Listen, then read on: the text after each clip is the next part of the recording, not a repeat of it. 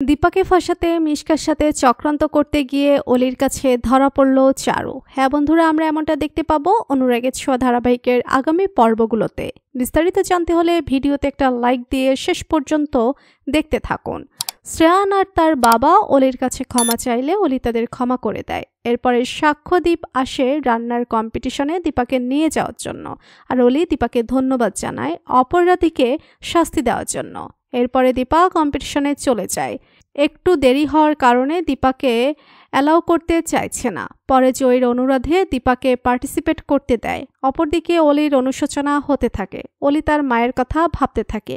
অলি মনে মনে ভাবে, কেউ আমার কথা ভাবেনি, কিন্তু মা অপরাধীকে শাস্তি দিয়েছে।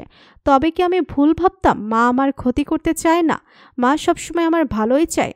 অপরদিকে চারুর খারাপ লাগে। অলি যদি তার মাকে মেনে নেয় তাহলে আমি তো এসএসকে পাবো না, তাহলে আমি কোথায় যাব?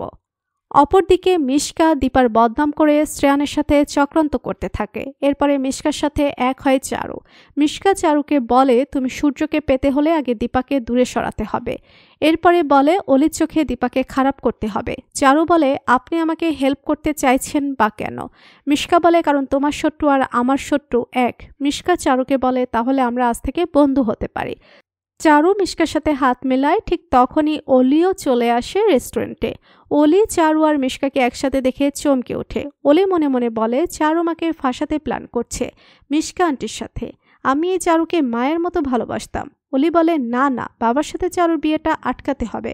তো বন্ধুরা, তোমরা এমনটা চাও যে এভাবে যেন দীপাকে ফাঁসাতে মিশকার সাথে চক্রান্ত করতে গিয়ে অলির কাছে ধরা খায় চারু? তোমাদের কি মতামত জানিয়ে দাও কমেন্ট করে।